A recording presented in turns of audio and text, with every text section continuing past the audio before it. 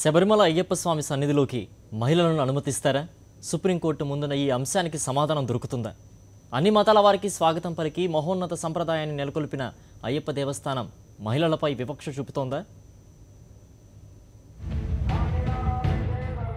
శబరిమల అయ్యప్ప సన్నిధిలోకి మహిళలను అనుమతించే విషయమై ట్రావెన్కోర్ దేవస్థానం బోర్డు చైర్మన్ ప్రయార్ గోపాలకృష్ణన్ చేసిన వ్యాఖ్యలు తీవ్ర కలకలం సృష్టిస్తున్నాయి.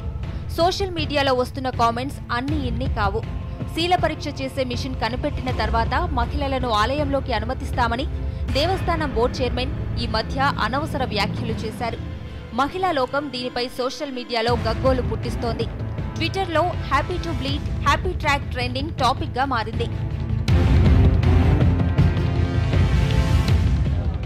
వాస్తవానికి శబరిమల అయ్యప్ప సన్నిధికి మహిళలను అనుమతించాలని చాలా ఏళ్లుగా చాలా మంది డిమాండ్ చేస్తున్నారు. 10 నుంచి 50 ఏళ్ల మహిళలను అనుమతిస్తే ఆ జన్మ బ్రహ్మచారిగా ఉండాలనుకున్న అయ్యప్ప సంకల్పం చెదిరిపోతుందని చాలా మంది భావిస్తుంటారు. ఆ కారణంగానే మహిళలకు ఆలయ ప్రవేశం లేదు. మహిళలకు ఆలయ ప్రవేశం కల్పించరాదన్న పాతకాలం నాటి సంప్రదాయాన్ని విడిచిపెట్టాలని మార్కిస్టులు డిమాండ్ చేస్తున్నారు.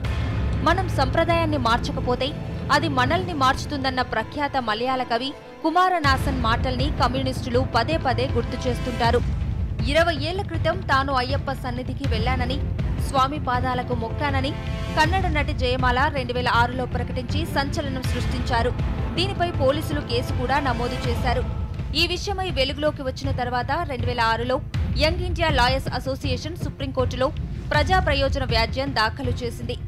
రాజ్యాంగం ప్రసాదించిన సమానత్వం, స్వేచ్ఛ హక్కును కేరళ చట్టం ఉల్లంఘిస్తోందని పిటిషనర్లు సుప్రీంకోర్టులో సవాల్ చేశారు.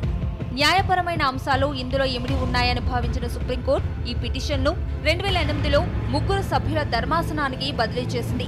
ఈ కేసులో ఇంకా తీర్పు రావాల్సి ఉంది. మరోవైపు కోర్టుల ద్వారా, కార్యనిర్వాహక ఆదేశాల ద్వారా సంప్రదాయాన్ని మార్చడం సబబు కాదని కమ్యూనిస్టు నేత, కేరళ మాజీ మంత్రి సుధాకరన్ వాదిస్తున్నారు.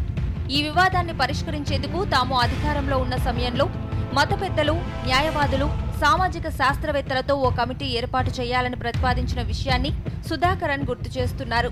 మహిళలకు ఆలయ ప్రవేశం కల్పించరాదన్న సంప్రదాయం వెనుక ఎటువంటి దైవత్వం లేదనే వాదనలు వినిపిస్తున్నాయి. క్రూర జంతువులతో కూడిన దట్టమైన అటవీ ప్రాంతంలో కొండలు ఎక్కలేక మహిళలు ఇబ్బంది పడతారనే ఉద్దేశంతోనే మహిళలు రావొద్దనే సంప్రదాయం సృష్టించి ఉంటారని సుధాకరన్ అభిప్రాయపడుతున్నారు. గత శతాబ్దంలో ట్రావెన్కోర్ మహారాణి అయ్యప్పను దర్శించుకున్నట్లు ఆధారాలున్నాయని అంటున్నారు. మహిళలకు ఆలయ ప్రవేశం లేదన్న సంప్రదాయం అర్థం లేనిదని దివంగత సిపిఎం అగ్రనేత నంబూద్రి ప్రాద్ అల్లుడు గుప్తన్ వాదిస్తున్నారు. దేశంలో అనేక ఆలయాల్లో బ్రహ్మచారుల రూపంలో దేవుళ్లు పూజలందుకుంటున్నారని గుర్తు చేస్తున్నారు. మహిళలు అడుగుపెట్టడం ద్వారా ఆ ఆలయాలు అపవిత్రమవుతున్నట్లు ఎవరూ చెప్పిన దాఖలాలు లేవని అంటున్నారు.